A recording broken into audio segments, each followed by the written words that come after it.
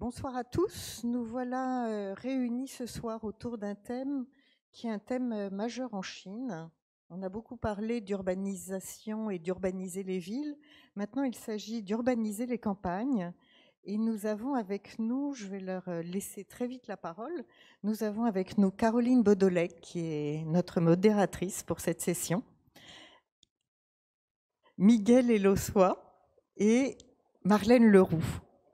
Je donne tout de suite, Caroline, la parole pour que tu puisses nous dire comment tu cherches à mener notre bateau pour cette soirée en commun. Merci beaucoup Françoise et merci à l'Observatoire de l'architecture chinoise d'avoir organisé cette soirée, ce dialogue entre nos deux spécialistes que je vais avoir l'honneur d'accompagner. Donc je me présente, je m'appelle Caroline Beaudelet, je suis chercheure au CNRS. Je suis ethnologue et depuis presque 25 ans maintenant, je travaille dans des villages du nord-ouest de la Chine, dans la province du Shaanxi, donc au Shanbei. Et donc je vois l'évolution des campagnes et les conséquences sur les populations, les paysages, les territoires. Et donc c'est pour cette raison que je suis là aujourd'hui et donc nous allons commencer par un petit tour de présentation. Je pense qu'il vaut mieux que chacun de nous se présente avec ses propres mots pour dire d'où il vient, qui il est et à quel titre il est là ce soir. Donc Miguel, à toi la parole. Merci Caroline et merci à tous d'être venus. Moi, je m'appelle Miguel Elossois, je suis avocat et chercheur associé du Centre Chine. Et j'ai vécu 10 ans en Chine et j'ai participé à un projet sur l'urbanisation en Chine qui a été financé par l'Union européenne de 2011 jusqu'à 2015. Et après, j'ai fait ma recherche aussi, bon, bien sûr, en Chine. Et c'est cela qui m'a permis un peu connaître davantage un peu l'urbanisation et les droits fonciers en Chine.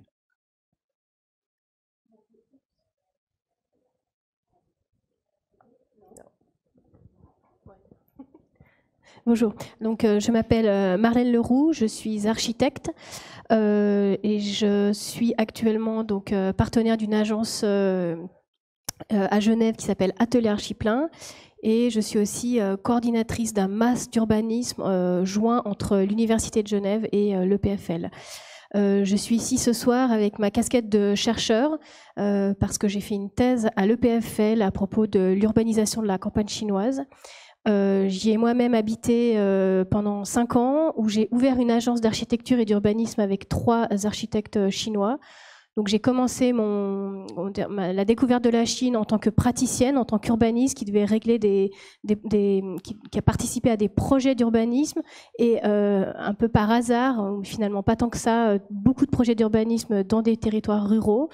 Et à la suite de ces 5 années en tant que praticienne, je me suis lancée dans une expérience de chercheur pour un tout petit peu essayer de prendre un peu du temps et de comprendre un peu tous les phénomènes que j'avais vécus pendant ces 5 années. Merci beaucoup. Alors le titre de ce rendez-vous Chine est « Urbaniser la campagne, dualité et ambivalence ». Alors on s'est dit qu'on allait partir de ces 2 termes pour essayer de comprendre ce qu'il y a derrière. Et notamment, Miguel, si tu veux bien nous donner quelques éléments de définition sur le système dual de la propriété foncière en Chine et puis les ambiguïtés que ce régime foncier provoque ou amène actuellement en Chine. D'accord.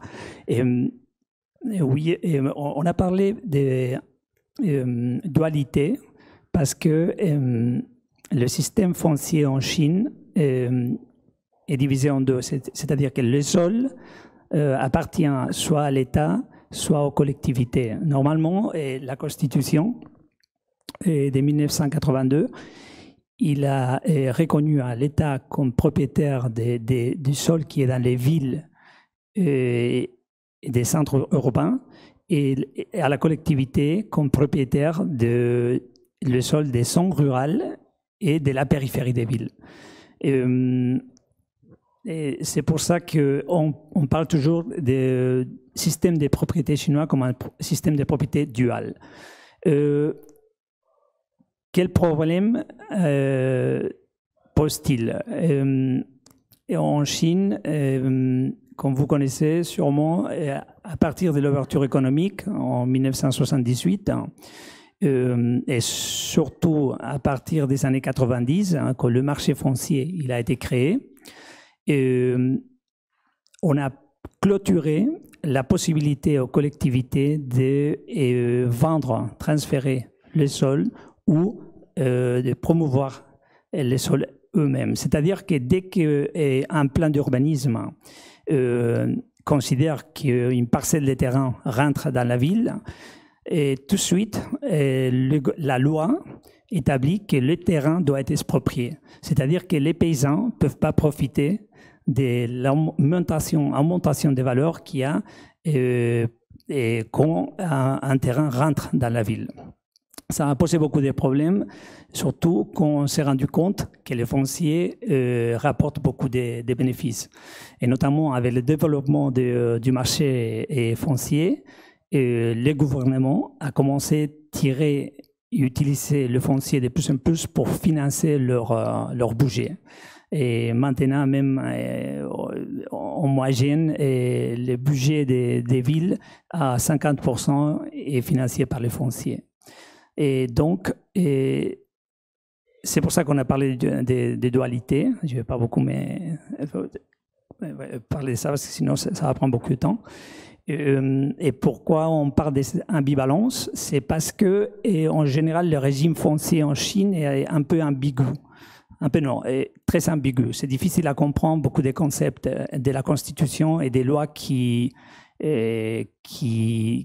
établit le régime foncier. Par exemple, et comme j'ai dit tout à l'heure que la Constitution a établi que l'État, c'est le propriétaire du sol et des villes, et déjà le concept des villes en Chine, il est problématique. Pourquoi? Parce que les villes se sont rapidement étendues et ils ont changé la classification administrative, c'est-à-dire que parfois on a des bourgs, des cantons qui deviennent des villes, et c'est-à-dire qu'on ne sait pas si immédiatement, par exemple, quand un bourg ou un canton change de classification administrative et devient une ville, on ne sait pas si le sol automatiquement passe dans la main de l'État ou ça continue à être des paysans de la collectivité. Aussi, on dit que la collectivité est propriétaire des terrains dans les zones rurales et dans la périphérie des villes, mais on ne sait pas très bien qui est la collectivité. On sait à peu près que c'est les paysans, mais et on ne sait pas très bien qui représente cette collectivité, si c'est les paysans ou si c'est le parti. Donc il y a beaucoup de problèmes d'ambiguïté dans le système. Donc la loi, elle n'est pas très précise, elle n'est pas très claire. C'est quoi ça, comme résumé pour commencer, je crois. Pour commencer, déjà, ça nous donne quelques bases. Peut-être, Marlène, tu aurais la possibilité de nous donner un exemple tiré des terrains que tu as pu arpenter pendant des périodes assez longues, puisque toi, tu as travaillé dans ta thèse sur des terrains sur une dizaine d'années de distance. Donc, ce que j'ai trouvé, j'ai été très surprise. Je connaissais pas Miguel et je connaissais pas sa recherche, mais en discutant quelques minutes, j'ai réalisé que nos deux sujets, bien que lui ce soit du point de vue juridique et loi, et le mien soit plutôt du point de vue territorial, les deux, on est arrivé à ce moment où, pour expliquer quelque chose, il fallait de toute façon laisser cette espèce de marge de flou, une marge à l'ambivalence et à l'ambiguïté. Par exemple, moi, dans le titre de ma thèse, j'étais obligée de parler de cette ambiguïté parce que je l'ai appelé urbaniser la Chine entre croissance massive et développement du territoire. Donc, dans le titre même, j'étais pas vraiment capable d'être très tranchée sur cette question de l'urbanisation de la campagne.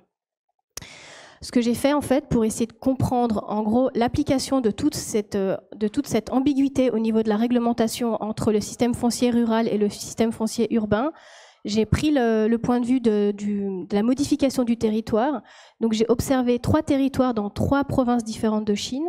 Et de 2005 à 2015, j'ai fait un travail très systématique d'observation du type de modification qu'avaient connu ces territoires. Donc déjà, la chance que j'ai, c'est qu'en Chine, comme tout va très vite, j'ai eu énormément de modifications à observer durant un laps de temps de 10 ans, donc de 2005 à 2015. Donc c'est très rassurant parce que la période de temps que j'avais utilisée, elle était très représentative d'une modification. Et en fait, tout le travail a été de se demander, mais finalement, quel est l'impact véritable de la planification et donc de l'ensemble des normes et des lois qui étaient mises en place pour l'urbanisation de la campagne. Quels étaient l'impact réel de ces planifications et quelles étaient finalement la part de l'urbanisation qui était observable mais qui n'avait absolument rien à voir avec la planification. Donc en fait, un peu dans cette idée de l'ambiguïté, c'est quelle est la marge de manœuvre de la population et de l'énergie qui part du sol. Donc je l'ai appelé, je ne suis pas la seule, mais ça s'appelle cette urbanisation in situ, c'est-à-dire de l'ensemble des modifications du territoire qui se font par tout un tas de nécessités ou de réponses des besoins de la population à un moment donné. Par exemple, créer une nouvelle usine, créer un nouveau type de logement. Donc la part de la in situ de cette planification et d'un autre point, la part de la planification que j'appelle ex nihilo, qui est en fait cette planification qui est conçue, qui est remplie de normes, de règles, qui est conçue la plupart du temps très loin des territoires qui les concernent et qui va plaquer tout un ensemble de réglementations sur un territoire. Voilà. Donc, en fait, au moment de l'observation de ces 10 années de modification, on se rend bien compte qu'il n'y a pas une seule et même manière d'urbaniser cette campagne et que l'accumulation de l'ambiguïté dans la réglementation va générer un espèce de flou sur la compréhension des modes de transformation des territoires. Voilà. Et donc, si je pourrais donner un exemple, parce que je devais quand même donner un exemple. Donc, par exemple, il y a un cas d'étude qui est vraiment assez intéressant. C'est donc dans le Sichuan, on a une ville qui s'appelle Dutiangyan, qui avait subi un important tremblement de terre en 2008.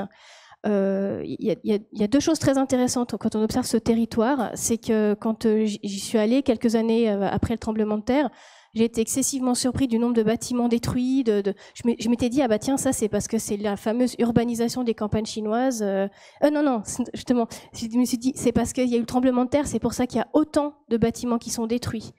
Puis après, quand je suis allée dans mes autres cas d'études, il y avait tout autant de bâtiments détruits, alors que dans ces autres cas d'études, il n'y avait pas eu le tremblement de terre. Donc ça, ce cas d'étude du Sichuan m'a permis de me rendre compte que cette urbanisation des campagnes générait une énorme quantité de destruction et que cette destruction, elle était soit due à la planification, soit due à une urbanisation in situ. Donc ça, c'est une première chose. Et une deuxième chose qu'on peut retirer de cette ambiguïté de la planification sur ce terrain d'étude du Sichuan, de Dutiangyan, il y avait une ville nouvelle qui est planifiée, très belle, qui a eu plein de prix, la ville de l'écologie. Elle a été faite en collaboration avec une entreprise allemande, donc elle avait toutes les comment on appelle ça, les logos éco qu'on voulait. Et c'était vraiment, quand j'y suis allée, je pensais que j'allais voir un petit peu des morceaux de cette ville. Et puis en fait, pas du tout. Tout ce qui aurait dû être planifié, tous les lieux où on avait prévu de construire, il n'y avait strictement rien. Il y avait encore tous les villages et puis les champs. En revanche, tout autour de cette ville-là, il y avait une énorme quantité d'urbanisation in situ qui n'était absolument pas planifiée. Et donc, ce que j'ai pu comprendre, en fait, c'est que les réglementations et les normes et les restrictions à l'intérieur de cette ville écologique étaient tellement fortes, l'attente pour chaque promoteur pour faire des bâtiments à haute performance énergique était tellement importante qu'en fait, ils n'y arrivaient pas. Donc, le choix était de plutôt planifier à l'extérieur de cette ville, parce que quand même, tout le monde voulait quand même proposer des infrastructures type les TGV et enfin, le métro Intercity. Donc là aussi, c'est dans cette notion d'ambiguïté. On a d'un côté un État, en tout cas le gouvernement de la capitale de Zhengzhou, qui a une énorme ambition de planification, de qualité au niveau de la planification et des réglementations. Mais en fait, la réalité du territoire, elle nous raconte tout à fait autre chose, parce qu'elle nous raconte un autre système économique, une autre vie du territoire autonome. Alors, puisqu'on est dans les exemples, peut-être que Miguel, tu peux aussi nous donner un exemple issu de ton terrain qui exprime cette dualité, ces ambivalences. Oui, et je crois en plus que c'est bien de parler des cas d'études parce que je crois que les constats de Marlène et les miens sont assez différents. Donc, c'est très important ça pour constater aussi qu'en Chine, il faut vraiment faire la différence et par territoire et pas faire des règles générales, parce qu'il n'y a pas de règles générales, il y a beaucoup de politiques locales et beaucoup d'expériences qui se font tout le temps, dont les résultats ne sont pas les mêmes. Quand on parle d'urbanisation des zones rurales, je crois qu'il faut parler aussi de ce qu'il y a derrière. Quel est le but du gouvernement quand il veut urbaniser les zones rurales? Et bon, il y a déjà un but d'optimiser l'utilisation de la terre parce que un problème qu'il y a eu, et c'est lié aussi au problème du financement du foncier, c'est qu'il y a l'extension des villes en Chine s'est étendue très rapidement et le sol agricole, il a été réduit et c'est un problème en Chine. Parce que, bon, on dit souvent que la Chine compte 22% de la population mondiale, alors qu'il y a 7% du sol agricole seulement, non? Et la plupart de la population en Chine, elle vit et réside dans l'est du pays, et c'est justement où il y a 22% de sol rural. Donc, un problème qu'il y a eu, c'est que le gouvernement a dit, bon, le sol rural est en train de diminuer, donc il faut faire en sorte pour stopper ou arriver à préserver une certaine quantité. Cette quantité, c'est 120 millions d'hectares. Donc, je me dis, OK, on peut, parce que normalement, comment on contrôle la quantité des sols agricoles qui est converti au sol pour la construction? On la contrôle à travers les plans d'usage du sol. Les plans d'usage du sol, qui ont commencé en 1997, attribue à chaque localité une quota des sols qui peut être converti en sol pour la construction chaque année. Le problème, c'est que la plupart des gouvernements et des localités, ils sont très rapidement consommés ces sols. Donc, ils ont cherché d'autres formules pour arriver et convertir plus des sols ruraux ou au moins urbaniser davantage sans endommager les sols agricoles. Et ça, les formules qui sont mises en place changent par territoire aussi. Moi, le cas d'étude dont je peux parler, c'est à Chongqing. Bon, c'est pas là, mais Chongqing, c'est un territoire qui est intéressant parce que l'urbanisation a commencé beaucoup plus tard que dans les villes de l'Est. C'est une ville où, en 2012, il y avait seulement 30% de la population et du territoire qui était urbanisé. Alors qu'à ce moment-là, dans les villes de l'Est, il y avait déjà, ils avaient dépassé déjà le 50%. Donc, la ville, elle a été détachée de la province de Sichuan en 1997. Après, elle a été choisie comme ville modèle et pour notamment l'intégration de l'urbain et de le rural, c'est-à-dire justement pour essayer d'urbaniser les zones rurales. Comment ils ont fait? Bon, ils ont créé un marché foncier rural. Et c'est un marché où les paysans qui volontairement, en théorie, veulent démolir leur maison où ils résident, eux, construire des appartements qui occupent beaucoup moins de place que leurs maisons, parce que normalement leurs maisons sont plus grandes et sont disperses dans le village. Donc ils démolissent les maisons, ils construisent des appartements qui occupent 1/7 de la surface occupée auparavant. Et ensuite, avec ces terrains en trop qui sont récupérés, ils le convertissent en sol agricole et cette surface peuvent la vendre dans le marché foncier dans la ville de Chongqing. Et ils génèrent quelque chose qui s'appelle ticket de terrain. Ces tickets de terrain, ils le vendent dans le marché foncier et s'il y a un promoteur qui veut promouvoir les sols, il achète dans le marché ces tickets de terrain. Et les paysans, ils reçoivent l'argent de ces tickets de terrain. Donc, les promoteurs, après, il peut participer à une vente aux enchères pour acquérir du sol dans la périphérie des villes pour faire un projet immobilier. Et dans les cas d'études que j'ai vu à Chongqing, c'était un endroit à 1 heure à peu près de Chongqing, où il y a un lac artificiel, où tout autour du lac, il y avait des maisons, des paysans. Donc, ce qui s'est passé, c'est qu'un promoteur immobilier participé par le gouvernement central a acheté dans le marché foncier de Chongqing un ticket de terrain, a participé à la vente aux enchères et a obtenu le droit de développer ou de promouvoir un village de vacances autour du lac. Donc, ce qu'ils ont fait, c'est qu'ils ont démoli toutes les maisons des paysans qu'il y avait autour du lac. Et les paysans, ils ont été relogés dans un village qui sont créés ex novo à 20-30 km de là.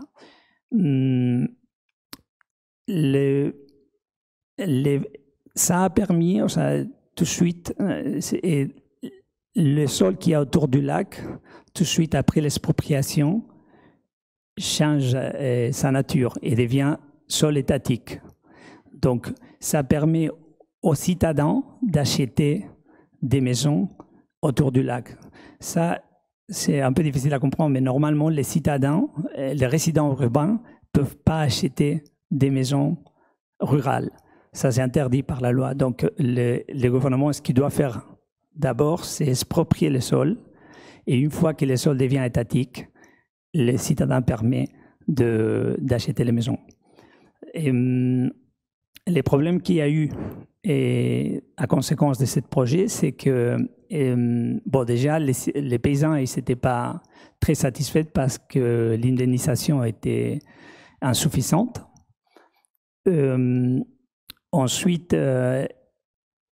bien qu'ils avaient dit que le projet il était volontaire, ça avait été plutôt forcé par le gouvernement qui est intéressé d'urbaniser la plupart des paysans. Après, par la suite, ils ont perdu aussi leur sol agricole, donc ils ne pouvaient plus continuer et utiliser le sol pour la culture. Donc, les gens qui habitaient dans le village, les jeunes, ils ont été obligés de partir en ville à la recherche d'un travail. Et ceux qui étaient à l'âge de la retraite, ils sont restés dans le village, les nouveaux appartements à 20 km du lac, et ils ont commencé à recevoir une pension de retraite. Vos exemples nous permettent un peu de comprendre l'extension. En fait, on voit l'extension des villes et on voit apparaître ce début d'urbanisation des campagnes. Et peut-être que ce serait intéressant que vous nous apportiez des éléments un peu chronologiques aussi et puis idéologiques. Pourquoi est-ce qu'on veut urbaniser les campagnes et à partir de quand cela a commencé et donc à partir de quand ça s'est amplifié aussi. Donc peut-être d'abord Miguel désolé encore sur des questions sur en tout cas la chronologie la plus jusqu'en 2005 et puis après peut-être Marlène dans cette deuxième période dont on a parlé dans la brochure qui est le mouvement des nouvelles campagnes socialistes qui a quand même donné une impulsion très différente à l'urbanisation des campagnes. Merci. Bon, plus bref, je crois que l'urbanisation de la campagne en Chine, c'est, comme j'ai dit tout à l'heure, c'est dans un but d'optimiser l'utilisation du sol agricole, mais il y a aussi une priorité, et ça c'est très important à dire, et c'est la priorité du gouvernement d'urbaniser les paysans. Pourquoi? Parce qu'on considère que... en Chine, on considère que devenir résident urbain, c'est toujours plus désirable que rester paysan. Et pour plusieurs raisons. Mais notamment, c'est vrai que avant, en Chine, le sol agricole, il était divisé par foyer. Donc, la surface de chaque parcelle était très petite. Donc, ils ont optimisé l'utilisation parce qu'on groupe beaucoup de parcelles et ça permet de louer un investisseur ou quelqu'un, une coopérative qui veut l'utiliser. Mais aussi parce que le modèle économique chinois s'est transformé dernièrement et c'est passé d'une économie qui dépendait beaucoup des exportations à une économie qui dépend beaucoup plus de la consommation interne. Donc, si on crée plus de résidents urbains, on va créer beaucoup plus de consommateurs. Donc, c'est à l'intérêt du gouvernement d'urbaniser les paysans. Et notamment, on essaye d'urbaniser les jeunes, ceux qui sont plus productifs et plus désirables, qui deviennent résidents urbains. Et ceux qui sont à l'âge de la retraite, on les laisse dans des immeubles d'appart qui deviennent un peu comme des résidents pour les retraités. Et donc ça a commencé Bon, ça a commencé il y a eu un écart de richesse-pauvreté entre les villes et les zones rurales qui a commencé à monter pendant les années 90 quand le marché foncier a été créé en ville. Parce que le marché foncier rural dans les villages n'a jamais été créé. C'est clôturé pour les paysans. Donc, et les villes ont commencé à se développer.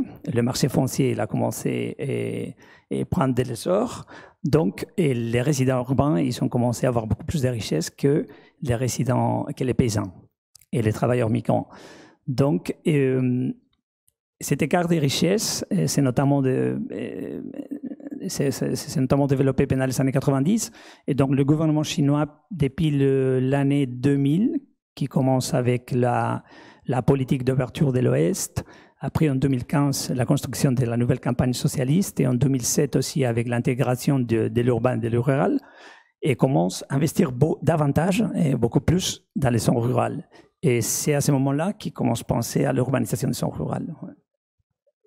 Donc, je te laisse la parole, Marlène, pour expliciter un peu ce que c'est que ces nouvelles campagnes socialistes. Édification des nouvelles campagnes socialistes et les conséquences que tu as pu observer et les objectifs. Donc, l'édification des nouvelles campagnes socialistes, donc elle date de 2005, c'est le 11e plan quinquennal.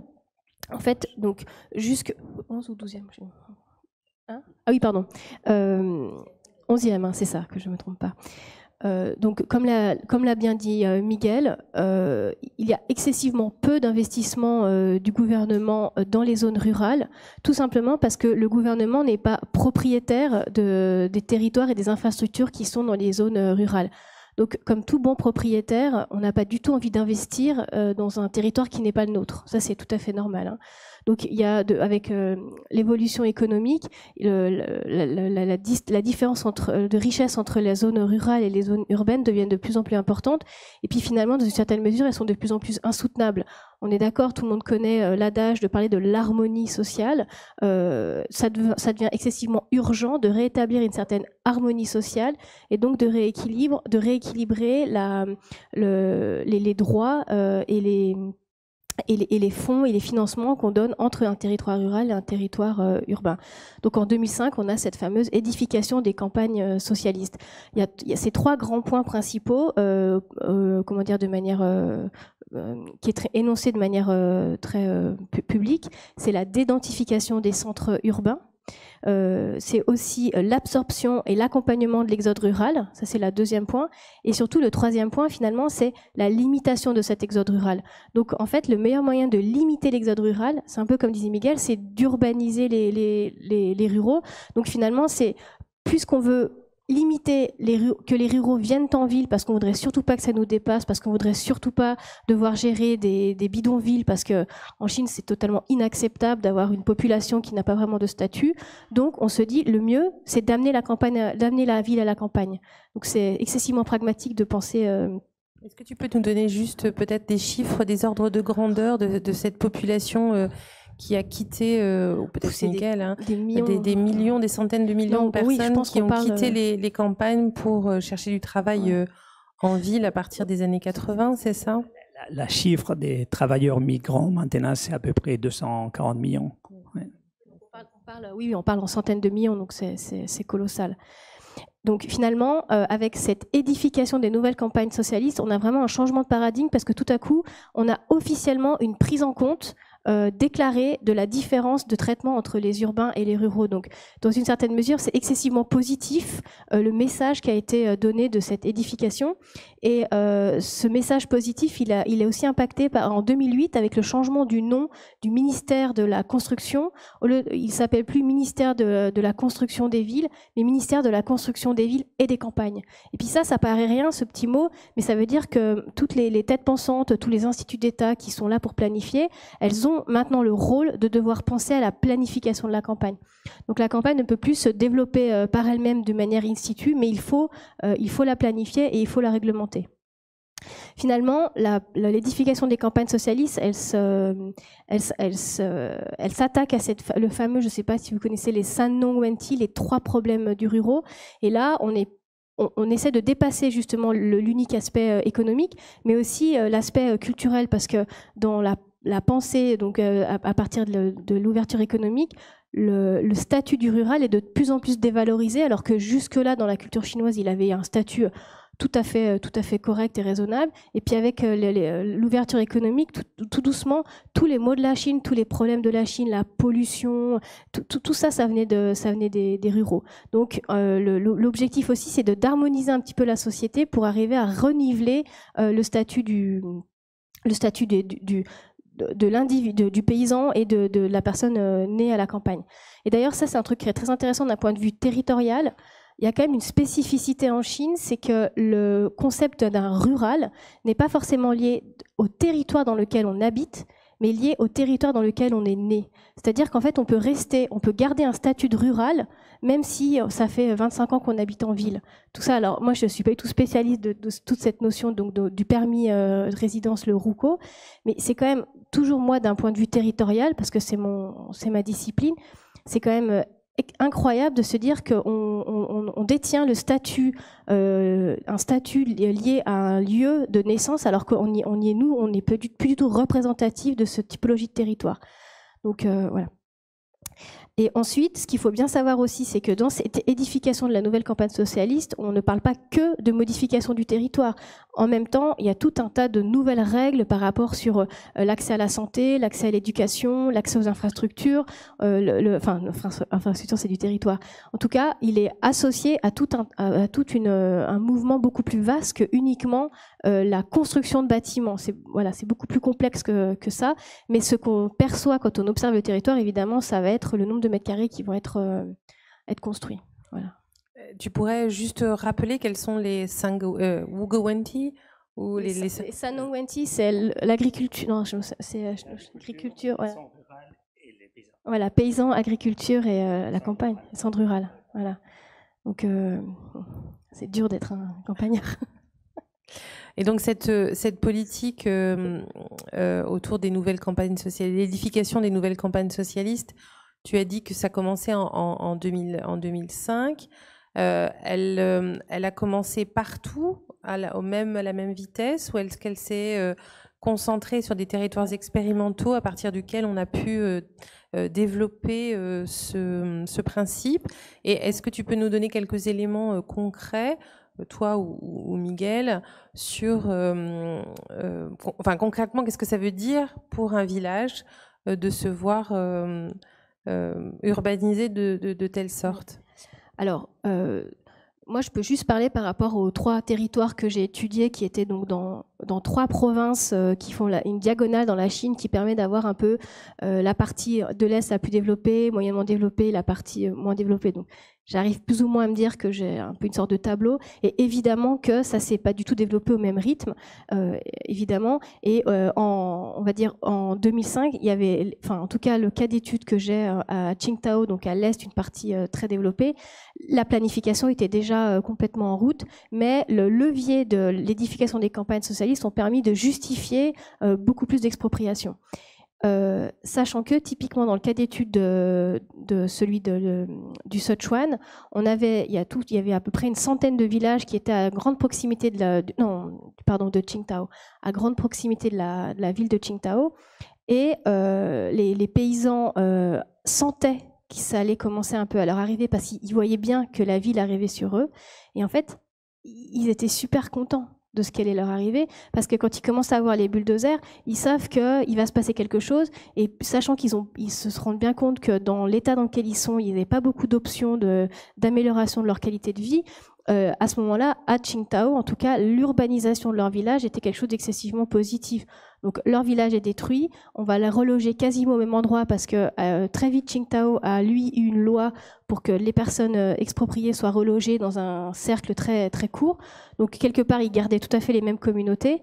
Et donc eux, économiquement, ils n'ont vu que du positif par rapport à leur phénomène d'expropriation. Voilà, plus ou moins.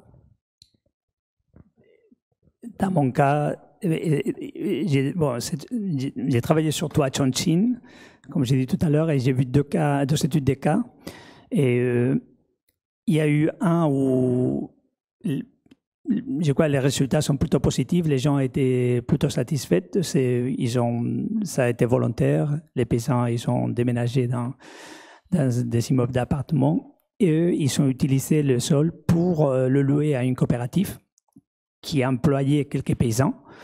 Donc, comme conséquence, les paysans, ils ont eu une double source de revenus et ils ont été employés, le salaire, et aussi annuellement, elle a distribué une sorte de dividende.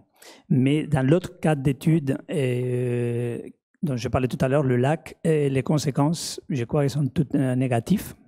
Je crois qu'on a utilisé comme excuse l'urbanisation de cet endroit-là pour permettre à un promoteur et faire le projet immobilier, un lieu de vacances pour les résidents urbains.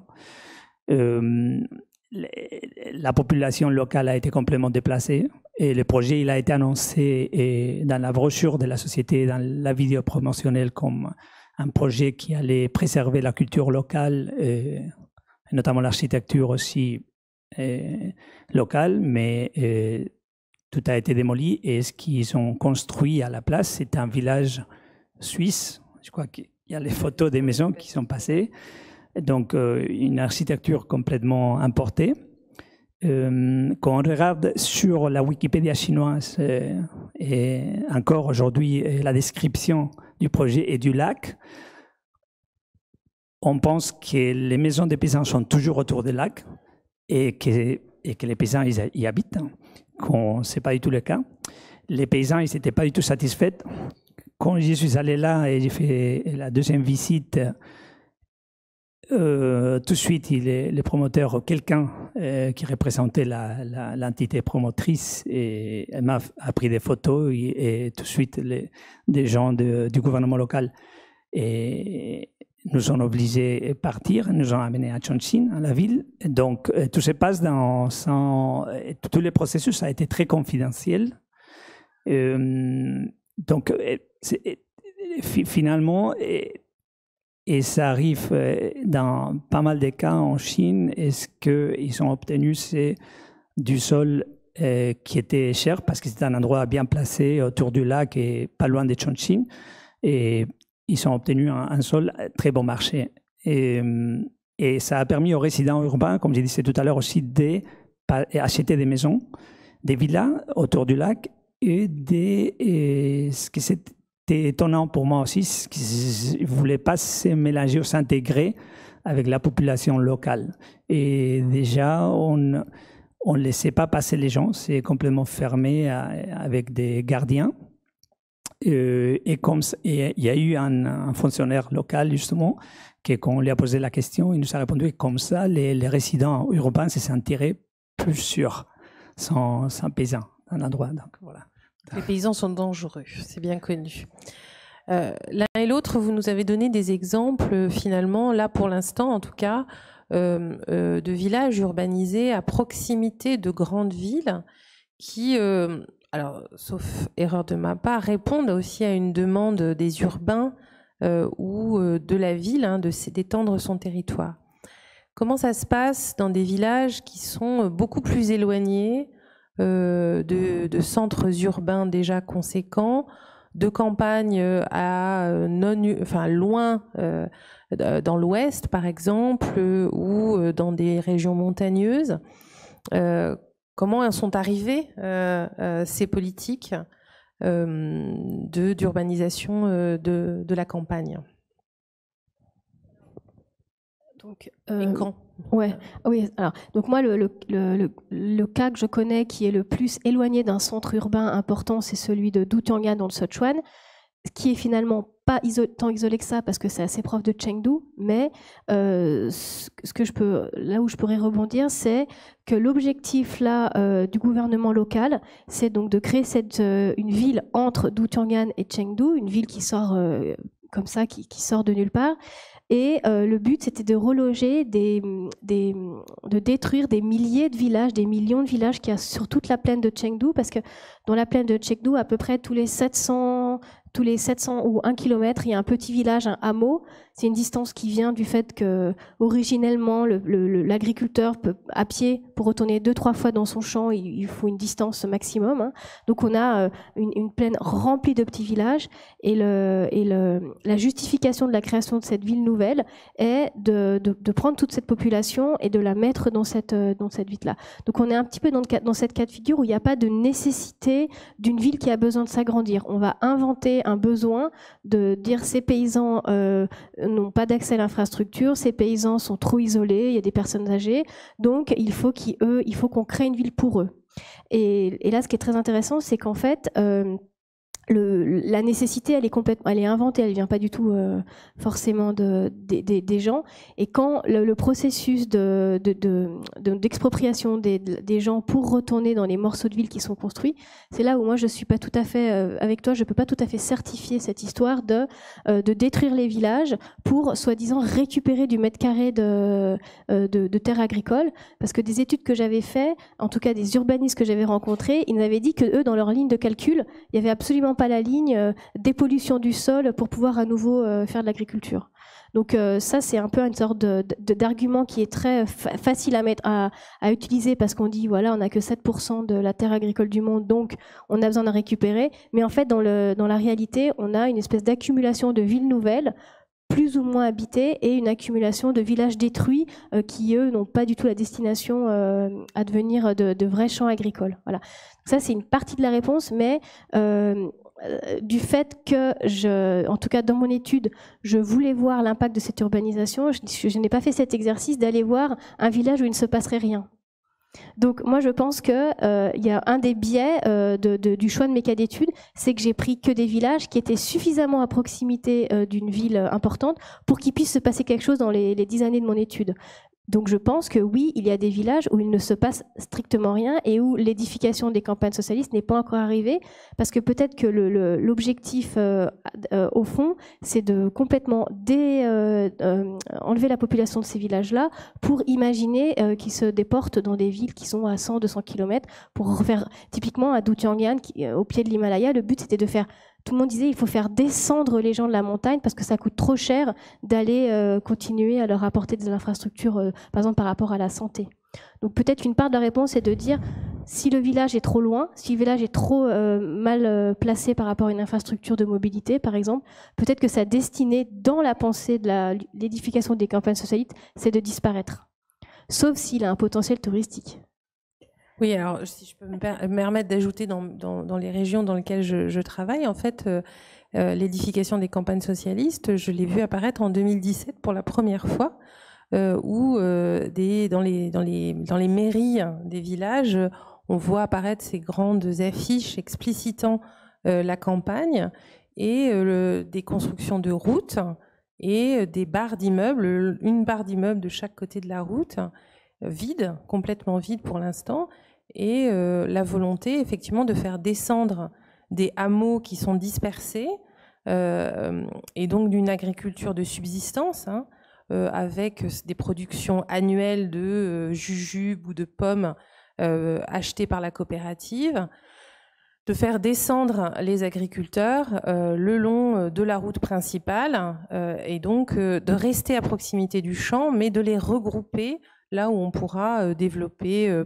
avoir un médecin, des épiceries, enfin, etc., avec eux, là dans le cas du Chambey, la question des inondations de plus en plus changement climatique, les inondations faisant des coulées de boue et donc une grande difficulté à accéder aux fermes éloignées et donc de leur donner le minimum. Voilà. Donc on ferme les écoles pour donner la possibilité aux enfants d'être mieux éduqués et on rassemble les villageois pour leur donner des conditions de vie modernes, etc. Et donc évidemment, on ne peut s'empêcher de penser à un contrôle accru aussi des populations par ce biais-là quand même. Et justement là, par rapport à ce processus-là, il y a des externalités négatives qui sont assez conséquentes, surtout par rapport au maintien du territoire. Par exemple, les coulées de boue, peut-être qu'il y aura quelques maisons qui seront sauvées, enfin quelques paysans, on va dire, qui seront moins impactés parce qu'ils seront justement plus bas dans des villes. Le problème, c'est que typiquement dans la montagne, le paysan, son métier, c'est aussi d'être le jardinier, c'est aussi de maintenir les murets, de maintenir toutes les infrastructures rurales archaïques qui maintiennent la montagne telle qu'on aimerait bien qu'elle soit. Et ce risque-là aussi, tous ces risques liés au changement climatique vont être encore plus forts parce que justement, on va enlever toute cette population qui, de par la minutie de l'ensemble de ces petits gestes, va en fait maintenir un certain équilibre par rapport à l'inondation. Par exemple, dans le Sichuan, il y a un travail très important, le barrage de Libin, pour gérer le problème des inondations sur toute la plaine de Chengdu. Donc il y a un énorme barrage qui va un petit peu créer diverses petites rivières. Mais en fait, ce système-là, il fonctionne parce que chaque rivière va être en grand canot, en petit canot et en minuscules petits canots. Et c'est la diversité de l'ensemble de ces minuscules petits canots qui fait que finalement, on n'a plus d'inondation. Mais ça, c'est depuis des siècles, hein, c'était pas la semaine dernière. Et là, le problème, c'est qu'en faisant le rassemblement des terres, en faisant ce remaniement parcellaire, on va être face à énormément de catastrophes puisqu'on va tellement simplifier le système d'irrigation, forcément qu'on ne peut pas être aussi performant avec des systèmes d'irrigation simplifiés qu'avec ces milliers de petits systèmes d'irrigation.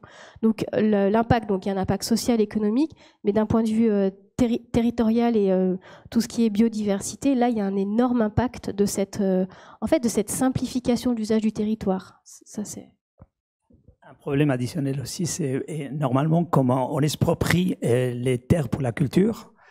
Les paysans, quand ils déménagent dans des immeubles d'appartements, ils sont plus des revenus. Donc, sauf ceux qui ont l'âge de la retraite, qui commencent à recevoir une pension de retraite. Donc, ce qui leur arrive, c'est que dans ces immeubles d'appartements où il y a des infrastructures modernes, urbaines, ils doivent payer les charges tous les mois. Donc, comme ils n'ont plus de revenus, ils dépendent normalement des jeunes qui partent en ville et qui envoient des remises tous les mois pour payer ça. Et ça fait, surtout aux gens qui ont déjà une âge avancé, ça leur fait sentir très dépendants. Et donc, ce qu'ils font, c'est pour pas utiliser la cuisine ou l'électricité, ils s'improvisent des cuisines dans le jardin où ils font la cuisine et comme ça, ils dépensent pas. Donc, c'est un problème. Pour moi, les conséquences souvent d'urbanisation des zones rurales, c'est la destruction complète du style de vie rurale, surtout pour la population déjà âgée. Et puisqu'on est lancé dans les conséquences de cette urbanisation rurale, si on se déplace de façon plus macro par rapport à vos terrains, est-ce que ce sont des choses qui commencent à être un peu élaborées, discutées alors peut-être pas, je ne sais pas si c'est dans la population, mais il commence à y avoir une littérature sur les conséquences que cela peut avoir sur le système social, sur le système économique, sur le système des relations aussi entre les générations, et puis sur l'usage de la terre telle qu'elle avait, donc tu as commencé à développer tout à l'heure, Marlène. Donc, d'un point de vue territorial, là, il y a très peu de littérature qui va, on va dire, territorialiser ces phénomènes d'urbanisation. Ce qui est, moi, je trouve ça hyper surprenant parce que, en tant qu'architecte, j'arrive pas à imaginer étudier l'urbanisation sans voir à quoi ça ressemble. Donc, il y a très peu de littérature. Et aussi, il y a, en termes de discussion par rapport aux externalités négatives, je pense qu'il n'y en a pas encore beaucoup. Pourquoi ? Parce que globalement, les paysans améliorent tous leur niveau de vie. Même si on observe de notre point de vue d'occidental, on imagine toutes les externalités. En fait, les gens en tout cas, les gens que j'ai rencontrés et qui étaient, on va dire, de mon sens, victimes de cette urbanisation, pour eux, ils bénéficiaient de l'urbanisation.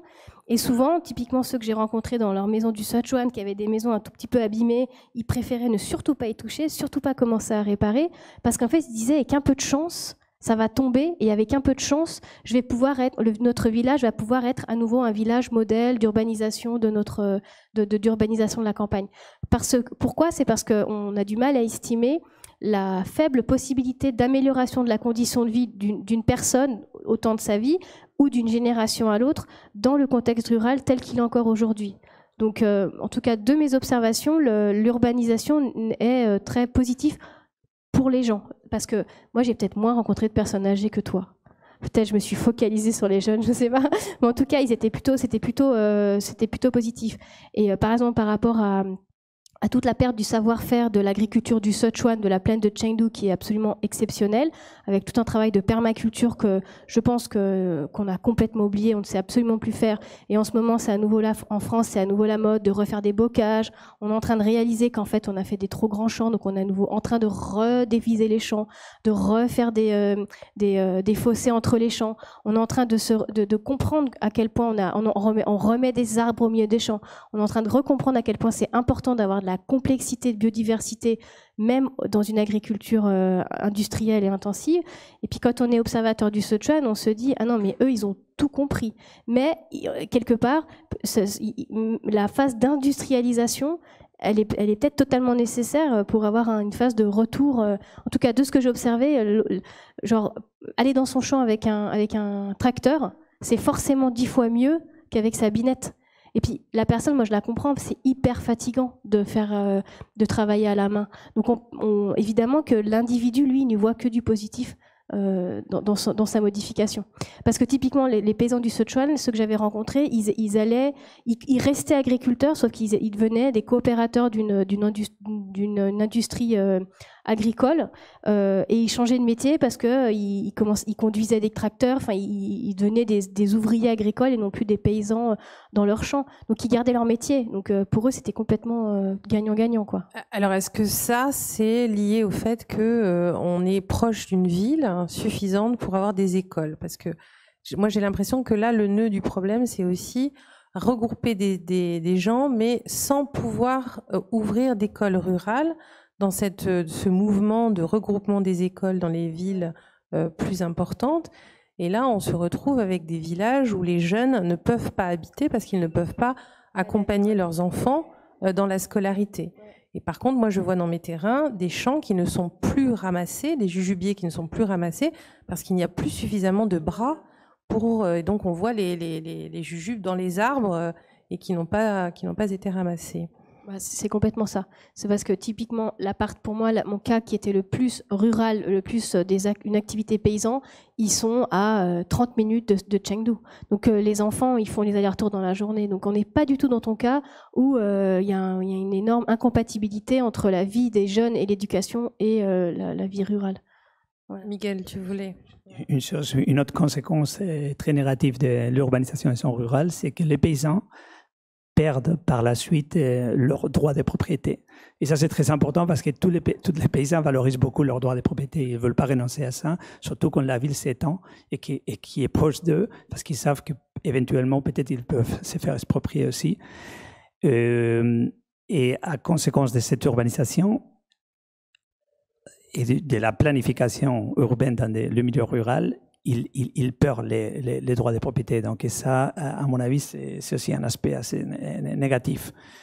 C'est même un aspect extrêmement important parce que ça a des conséquences aussi pour le...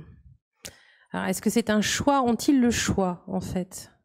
Ouais, selon, par rapport à ce que j'ai pu voir, et non, même si les procédures, normalement, on dit qu'elles sont volontaires.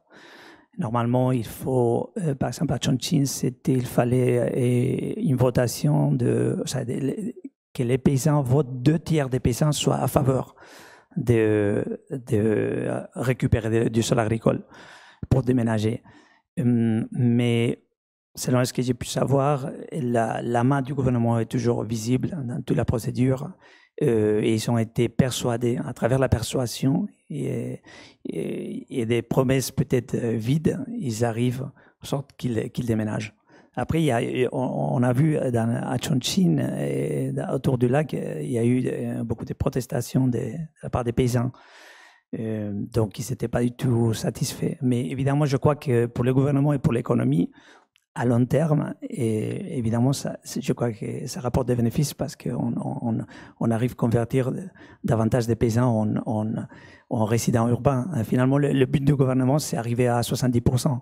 Et là, on est toujours à 56, 57%. Donc, c'est toujours dans le plan. Alors, avant de donner la place à la discussion, je voudrais juste rebondir sur cette dernière information que tu nous donnes, c'est-à-dire que là, il y a une volonté du gouvernement de rendre la population urbaine, 70% de la population urbaine, tout en ayant comme volonté de sauvegarder un seuil de terres cultivables à 120 millions d'hectares, si j'ai bien compris, qui a été calculé comme étant le seuil d'autoproduction, enfin autosuffisance alimentaire. Nous savons par ailleurs que ce n'est pas le cas. Enfin, vous nous l'avez montré, des terres abandonnées, des terres non recyclées en terres agricoles. Et nous savons par ailleurs, par l'actualité, que la Chine investit dans des terres à l'extérieur de son territoire pour justement réussir à garder cette autonomie agricole. Donc peut-être juste quelques mots là-dessus avant que nous laissions la salle poser des questions sur des choses peut-être que nous n'avons pas. Je rajoute juste un des paramètres aussi. Donc à la fois, il y a de la terre qui est plus utilisée, qui va s'abîmer avec évidemment des problèmes d'érosion qui vont être de toute façon arrivés puisqu'il n'y aura plus un entretien naturel, quotidien des agriculteurs en place. Et aussi, il y a aussi une perte de rendement, parce qu'en fait, l'agriculture chinoise, elle a un énorme rendement au mètre carré. Alors, l'énorme problème, c'est l'excédent de population nécessaire pour ce rendement, mais le rendement est exceptionnel. L'agriculture intensive et industrielle, elle va utiliser beaucoup moins de population, mais son rendement ne pourra jamais être aussi bon que le rendement des individus. Donc c'est ça aussi le rapport qui est un petit peu perturbant, c'est que en réglant le problème de cet excédent de population dans les champs, on va tout à coup encore un tout petit peu baisser la quantité de nourriture produite. Donc c'est tout à fait logique d'aller acheter des terres agricoles à l'extérieur. C'est ouais. Et ce qu'il faut vraiment comptabiliser, c'est le nombre de terres qui vont être perdues. Typiquement dans le tremblement de terre du Sichuan, donc en 2008, il y a eu une énorme quantité de bâtiments qui ont été détruits, mais aussi les chiffres sont vraiment très conséquents de bâtiments, de terres agricoles perdues. Donc voilà, la terre agricole, c'est pas quelque chose, c'est pas de l'or, quoi. Dire, c'est aussi excessivement sensible et excessivement fragile. Donc tous ces chiffres-là, ils font un peu sourire aussi parce qu'ils représentent pas grand-chose. Et après, ça va être tout aussi la perte de l'agriculture dans les bocages et au bas des montagnes. Et ça, c'est colossal en fait, parce que ça, ce sera jamais mécanisé. Donc de toute façon, on va être de plus en plus à perdre de la quantité de nombre d'hectares cultivés. Et ça, le gouvernement commence à s'inquiéter de ça, ou on commence à avoir des gens qui s'inquiètent de cette question-là, ou pas du tout? Moi, j'ai envie de dire peut-être le ministère de l'Agriculture, mais pas le ministère de la Construction. Hein. À mon avis, ça doit être comme ça. Ils commencent à s'inquiéter de la perte du sol agricole. Et oui, mais toujours, ça a été une préoccupation constante du gouvernement, mais c'est pour ça qu'ils mettent en place beaucoup de politiques pour essayer de... À mon avis, l'urbanisation des zones rurales, le but principal, c'est déjà supprimer la collectivité comme propriétaire foncier, parce que en 1982, avec la Constitution, on a décidé ça, mais parce que à cause du passé socialiste, donc l'État petit à petit s'approprie du reste du territoire, et ensuite arriver à récupérer du sol agricole, parce que à cause de l'urbanisation, ils ont besoin de plus et plus d'avantages du sol, donc ils disent bon, ok, on va concentrer les paysans et comme ça on récupère les droits de propriété et du sol agricole. Ben là, je crois que les termes du débat sont parfaitement posés. Merci beaucoup pour tous ces éléments, et peut-être que on va pouvoir discuter avec la salle. On a une bonne grosse demi-heure devant nous pour discuter des questions, peut-être sur des éléments qui ont été un peu évoqués de façon un peu peut-être pas assez approfondie à votre goût, ou peut-être des choses que vous voudriez partager avec nous. Et pour répondre aussi à la question que tu posais, on a mis en place à la fin de l'année dernière un nouveau ministère qui justement a pour vocation de contrôler les surfaces rurales, la planification urbaine et rurale, donc, mais également les terres agricoles et les terres, on va dire, forestières, etc. Donc on a eu un remaniement ministériel qui montre que c'est une réelle préoccupation gouvernementale. Ça, c'était pour vous laisser le temps de chercher des questions. Oui, j'avais une question sur la notion de propriété. Ce que j'ai compris au niveau des campagnes, la notion de collectivité. Et puis tantôt, j'ai eu l'impression qu'il y avait une notion de propriété individuelle de l'agriculteur. Voilà. Donc, pour moi, c'est pas très clair cette notion au niveau des campagnes, qui est réellement propriétaire du sol. Ça, c'était ma première question. Et puis après, je passerai le micro. J'en avais une deuxième. C'est qu'en Europe et en France, on a connu aussi cette migration des paysans vers les villes. Toutes ces problématiques, et même aujourd'hui, en moyenne montagne, on peut dire que par rapport à ce que vous avez dit sur ce que j'imagine la moyenne montagne chinoise, on a aussi en France, à la moyenne montagne, les paysans ont disparu. Et je crois qu'aujourd'hui, les moyennes montagnes se transforment plus ou moins en forêt ou en espaces qui ne sont plus entretenus. Je voulais savoir si aussi cette notion avec la France et l'Europe, où on a déjà connu cette migration, est-ce qu'on en tire aussi des leçons? Merci. Bon, pour la première question, ça ne nécessitait pas la propriété individuelle, c'est toujours la propriété publique. Mais le sol peut appartenir soit à l'État, soit à la collectivité. Qui est la collectivité? On dit souvent, c'est les paysans. Donc, c'est les paysans, mais il faut voir qui représente la collectivité. On dit c'est les comités de chaque village. Dans chaque village, il y a un comité village. Mais on dit souvent que le comité village, qui est représenté par les villageois,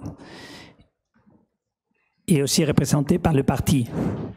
Et le parti, c'est celui qui dirige le village et où est-ce qu'il veut. Non? Donc finalement, les paysans sont propriétaires, mais la main du parti est toujours visible.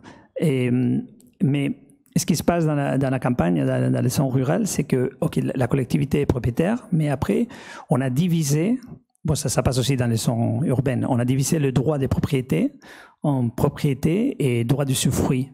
Donc le droit d'usufruit, dans les zones rurales, appartient aux paysans. Et c'est chaque paysan a un droit, il y a droit d'utilisation du sol agricole et aussi droit de construction, ça droit d'utilisation du sol pour la construction, pour construire leur foyer. Et c'est des droits qui s'attribuent à chaque foyer à vie. Donc il n'y a pas de date de péremption. Tandis qu'en ville, oui, en ville, normalement, c'est 70 ans pour les logements. Et c'est pour ça aussi que les paysans ne veulent pas renoncer à leurs droits de propriété parce qu'ils savent que c'est à vie. Donc, si jamais il y a des problèmes, ils peuvent toujours retourner au village. Et par rapport à la deuxième question, oui, en Chine, il y a eu des différentes vagues d'urbanisation. Je crois que dans les années 80, c'était plutôt les gens allaient vers les villes, les grandes villes travailler. Et c'est toujours le cas. Mais la question, c'était si c'était comparable à... Bon, Moi, j'ai compris. Oui. Juste par rapport à cette histoire de notion de propriété collective, ce qui pour nous est très compliqué à comprendre, c'est d'être propriétaire de manière collective d'un même bien. C'est ça la campagne. Donc tu es propriétaire à vie de manière collective de ton bien. Donc bon, bof. Sinon tu es propriétaire individuel mais que sur 70 ans. Bon bah bof. C'est ça qu'il faut retenir dans les deux cas, c'est un peu ambigu, quoi. Voilà. Et par rapport à la question, par rapport à ce que nous on a appris de l'exode rural, évidemment, ça, je suis pas du tout spécialiste de l'exode rural en Europe, mais il y a énormément de similitudes. Mais la grosse différence par rapport au cas chinois, c'est que nous, on n'est pas dans cette urgence d'une population extraordinaire à nourrir. Et nous, on n'a pas, en tout cas en Europe, on n'a pas du tout la même proportion de terres arables disponibles pour une population. Donc en fait, si les paysans, les agriculteurs européens ont finalement arrêté de cultiver les coteaux, c'est juste parce qu'en fait, c'était pas rentable et puis qu'il n'y en a pas vraiment besoin. Alors que les Chinois, au regard du manque de terre, ils en auraient totalement besoin. Et en plus, évidemment, maintenant, on a un total retour de l'agriculture des coteaux. Et je sais pas, moi, je suis une grande fan de l'agriculture dans la Drôme. Tous les néo-ruraux qui viennent réutiliser des terres dans la Drôme, ils louent les coteaux au village parce que plus personne n'en a rien à faire. Et il y a de plus en plus d'exploitations qui se font dans les coteaux. Donc on est un peu dans un retour, mais là c'est un peu un retour un peu minoritaire. Voilà. Mais la Chine, ce qu'il faut, un truc qu'on peut vraiment difficilement comprendre, c'est l'urgence du nombre de la population.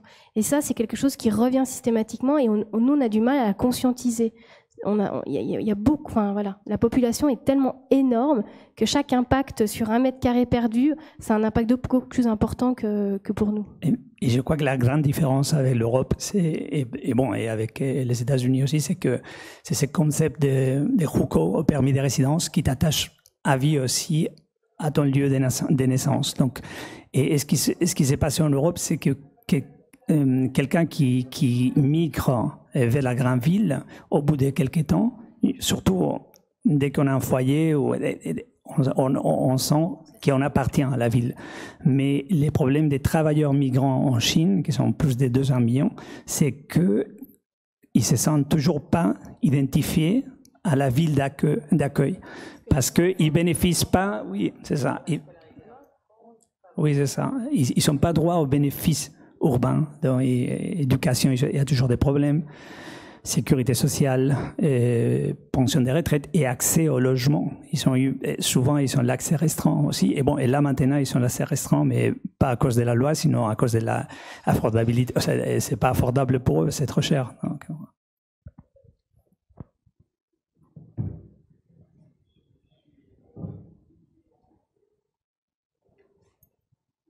Je viens proposer le micro. Des questions ? Moi, je voulais savoir, du coup, si j'ai bien compris, si vous pouvez, pardon, la manière dont la planification est gérée, si c'est à la fois par du public, à la fois par du privé, toutes les images qu'on a de grands bâtiments, quand vous parlez des personnes qui sont relogées dans les logements sociaux, est-ce que c'est planifié par les pouvoirs publics, et du coup, si c'est le cas ou si c'est pas le cas, de quelle manière sont quand il y a des planifications de villes sur 15 hectares d'un coup, ou 1500 hectares d'un coup, qu'est-ce qui est pris en compte? Est-ce qu'il y a des études qui durent longtemps sur la possibilité d'avoir des transports, l'éducation, nature, etc. Ou alors est-ce que c'est des choses qui sont faites en quelques mois et... Non. Alors là, je peux répondre. Alors, une fois de plus, c'est terrible, on ne peut jamais répondre une seule réponse, c'est horrible. Il y a certains bâtiments que vous avez vus ici, c'est clairement les paysans qui ont la propriété de leur territoire, décident de se faire leur propre promotion immobilière et vont d'eux-mêmes faire pousser comme des champignons des immeubles un peu n'importe où, puisque c'est là où ils ont leur terrain, pour se faire de la promotion. Donc ça, c'est un cas de figure qu'on appelle urbanisation in situ, qui en ce moment a un petit peu tendance à baisser, puisque c'est de plus en plus contrôlé. Donc ça, c'est un des types d'immeubles qu'on voit. Et par exemple, les plus caractéristiques, c'est ceux qu'on voit à Shenzhen, qui sont ces fameux immeubles qui sont très proches, qui ont quasiment parfois moins d'1 mètre d'écart, donc qui posent tout un tas de gros problèmes de sécurité, parce que c'est clairement les paysans qui ont extrudé leur habitat d'origine pour monter en étage. Donc là, on est quasiment pas dans de la planification, c'est de l'opportunisme de propriétaires terriens en collectivité qui décident de valoriser leur territoire. La planification telle qu'on l'entend de ville nouvelle, elle est excessivement réglementée. Il y a énormément de quotas. On va avoir un territoire avec une surface sur laquelle on peut travailler. On va planifier des routes. Donc les routes, elles sont en principe financées par le gouvernement local. Et à l'intérieur, on va avoir des blocs. Donc en général, c'est une grille bien régulière. On a des blocs qui font en moyenne entre 400 par 400, 500 par 500 mètres. Et à l'intérieur des blocs, on va aller voir des promoteurs privés pour les développer. Et ces promoteurs privés, eux, ils doivent répondre à des exigences qui ont été données dans la réglementation. Par exemple, ils ont un, comme on dit en France, un CUS, un COS, un coefficient de densité, d'occupation du sol. Ils ont le droit à X, 2,5 d'occupation du sol. Et plus... Voilà, exactement. Et alors là, on est dans de la résidence de relocation de paysans. C'est encore un peu entre deux. Mais en tout cas, le promoteur qui va décider de faire son bloc, il doit acheter le bloc au gouvernement local. Donc c'est là que le gouvernement local se fait de l'argent, parce qu'il va viabiliser un terrain et hop, il va pouvoir vendre à bon prix son bloc. Et le propriétaire privé, il fait pas ce qu'il veut. Il doit quand même remplir certaines exigences du gouvernement local. Par exemple, le gouvernement va lui dire, si tu as ce terrain-là, tu dois faire une école, un hôpital. Et plus le propriétaire privé va faire quelque chose pour le bien public, plus il va avoir le droit d'augmenter son coefficient d'occupation du sol. Donc ça, c'est excessivement réglementé. Et il y a énormément d'études qui sont en amont, des diagnostics, de la biodiversité, du nombre de villages qu'il y a dans les villages. Il y a énormément d'études. C'est pas du tout fait n'importe comment. La seule chose que je peux quand même dire, c'est qu'il y a très rarement de relation entre l'ensemble des multitudes d'études qui ont été faites par des experts chinois de grande qualité et la planification. Il y a un peu une espèce de rupture entre ces deux parties, parce que en fait, le diagnostic permet de dire à quel point on a fait attention à tout, en mettant, c'est très très précis, mais en fait à un moment donné, au moment de la planification, on a quand même envie d'être le plus rentable possible. C'est quand même une question d'économie. Donc les diagnostics ne servent pas forcément pour la planification. Et après, et ça c'est vraiment moi le cœur de ma recherche, c'est que cette planification ne fait pas toujours, très rarement, attention à la caractéristique du territoire. Donc des fois on est un peu comme à Chicago, quoi. Tout à coup il y a les routes qui font comme ça parce que bon, le planificateur n'a pas vraiment pensé à regarder la topographie. C'est un peu caricatural, mais on est dans ce genre d'études de cas comme ça. Et moi j'ai beaucoup de cas où des routes vont complètement détruire des rivières alors qu'on aurait pu largement passer à côté, mais en fait ça fait pas partie, en tout cas la réalité du territoire et les infrastructures naturelles en place ne font pas partie suffisamment des paramètres importants pour les prendre en compte. Sachant ça évolue de plus en plus. Le cas d'étude du Sichuan, qui est une ville qui a été faite vraiment avec beaucoup plus de conscience du sol, parce que le Sichuan est un territoire particulièrement étudié, donc on doit particulièrement le valoriser. Mais là, c'est ce que je vous disais tout à l'heure, les exigences de cette ville nouvelle sont tellement particulières que les promoteurs privés n'y vont pas parce qu'ils n'arrivent pas à être assez rentables. Voilà. En tout cas, ce qu'il faut retenir, c'est qu'il y a énormément de réglementation, c'est pas du tout le chaos.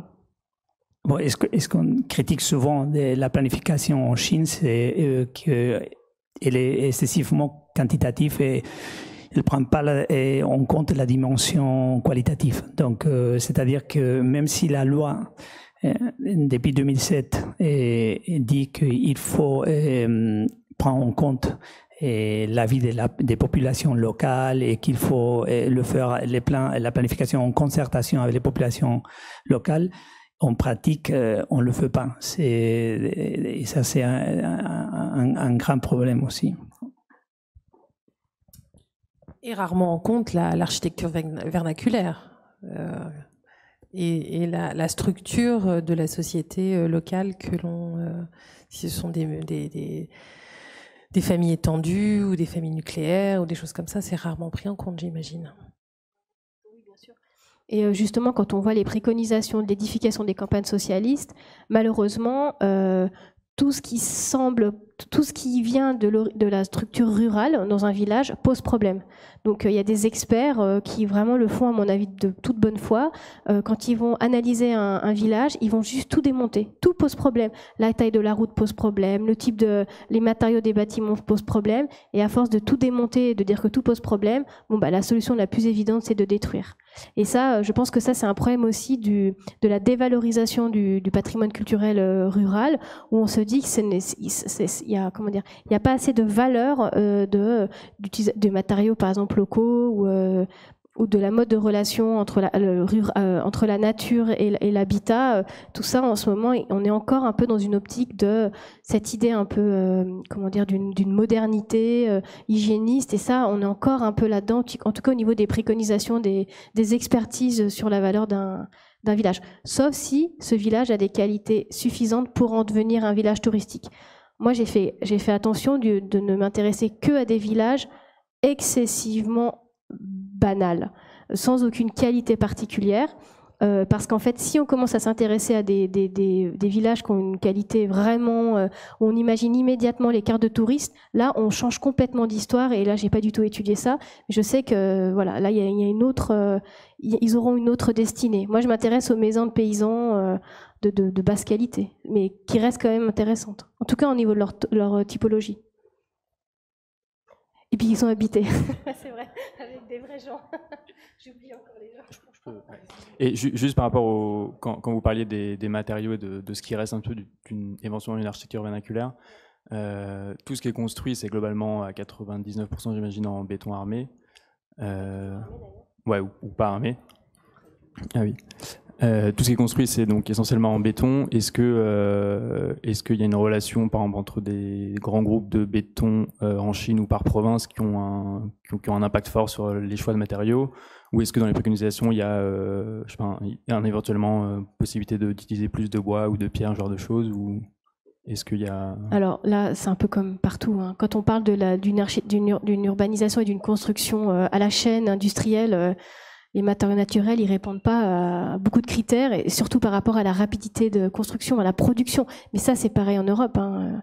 Donc, et après, Françoise connaît très bien, mais on pourrait vraiment, il y a tout un courant d'innovation d'une architecture. On peut plus dire architecture vernaculaire parce que c'est une architecture conçue par des sachants qui vont en fait réutiliser les matériaux naturels et réinterpréter l'utilisation de ces matériaux avec les savoir-faire locaux. Mais hélas, ils sont encore infinitésimales par rapport à ce qui se fait. En revanche, ils bénéficient d'une grande couverture médiatique qui fait que ça pourrait être de plus en plus donner un exemple, surtout pour montrer que ça peut être la qualité de vie de ce genre de lieu. Mais pour l'instant, la reconstruction en tout cas des résidences de paysans expropriés, on est dans le bas de gamme le plus complet, le plus total. Souvent, c'est de la briquette, c'est même pas vraiment du béton armé, c'est plutôt de la briquette montée, enduite, plus ou moins pas isolée. Enfin, c'est le plus cheap possible. Alors oui, bien sûr qu'il y a des partenariats avec le monde industriel, mais ça c'est comme partout, hein. Voilà. Alors, ce qui m'a beaucoup intéressé, moi je ne suis pas du tout architecte, je ne suis pas du tout architecte ou urbaniste. Et ce qui m'a intéressé, c'est que vous avez une expérience du terrain sur plusieurs années, et vous avez parlé de dévalorisation du patrimoine. Et moi, j'aimerais bien comprendre pourquoi, avoir votre avis sur cette face à la modernité, cet hygiénisme. Pourquoi les Chinois ils vont vers ce mouvement-là? Est-ce qu'on peut parler d'un certain pragmatisme? Parce que bon, sauf quand c'est un village avec un potentiel économique, ils sont prêts à valoriser le patrimoine. Moi, je me suis toujours posé la question sur cette histoire de pragmatisme au détriment d'un passé historique, même s'ils le savent, ils ont cette richesse, mais j'ai l'impression que le pragmatisme fait beaucoup de choses. au niveau comportement humain. C'est pour ça que votre vécu sur le site m'intéresse. En tout cas, moi, c'est vrai que le pragmatisme, peut-être c'est un mot un peu valise quand on parle de la Chine. Moi, je ressens beaucoup d'urgence. Et c'est pour ça que j'espère ne pas du tout porter de jugement de valeur, parce que typiquement quand on était dans les villages de Qingdao, ils ont été construits dans les années 70 de manière très systématique, de très mauvaise qualité. Il n'y a pas d'eau dans les appartements, les égouts toilettes sont à ciel ouvert. Bon, c'est vraiment pas top d'habiter là-dedans, quoi. Et en plus, comme les gens ne sont pas propriétaires vraiment, ça appartient, comme ils appartiennent de manière collective, ils n'ont pas vraiment intérêt à rénover, à réparer. Donc on va dire qu'ils laissent un peu les choses se dégrader par le fait que ce soit pas vraiment à eux, et ils savent que du jour au lendemain on peut leur dire que ça va être détruit. Donc il y a aussi, il faut imaginer qu'il y a une nécessité, il y a une urgence. Et c'est vrai que quand on habite dans une petite cabane qui est pas isolée avec son toilette, et qu'on te dit qu'en fait dans un futur assez proche, tu vas pouvoir habiter dans un appartement avec une climatisation et l'eau au robinet, en fait on dirait tous oui. Et on ne va pas se souvenir qu'en fait c'est bien la communauté, tout ça. Évidemment, on a envie de vivre dans des conditions agréables. Le seul souci, c'est que dans le PAC, tu vas habiter dans un logement de meilleures conditions. Ce qu'on oublie de dire, c'est que tu vas aussi perdre ton métier. Tu vas devoir payer pour la première fois de ta vie des impôts locaux et en gros le prix de l'eau et du gaz. Et en fait, c'est ça qui n'est pas suffisamment expliqué aux gens. Et donc tout à coup, quand ils réalisent que dans la balance, c'est pas si positif. Et ce que, dans le cas de mes villages, qui est d'autant plus compliqué à comprendre, c'est qu'ils n'ont pas de valeur. C'est pas la pierre qui a de la. Mais déjà, il n'y a pas de pierre. C'est pas c'est pas le matériau qui a de la valeur. C'est la typologie. C'est la manière dont les maisons sont associées. C'est les espaces publics que ça génère. C'est la communauté que ça génère et la relation de ces villages à l'extérieur. Mais en fait, le bâtiment en tant que tel, ce serait quasiment impossible de le rénover. C'est les us et coutumes qui se passent dedans. Et ça, quand on est en train d'essayer de loger des millions de personnes, quand on veut gérer un exode rural, quand on a tout un tas de trucs à faire, quand on est le gouvernement central et le gouvernement local, arriver à prendre en compte ça, quand même, c'est vraiment très très difficile.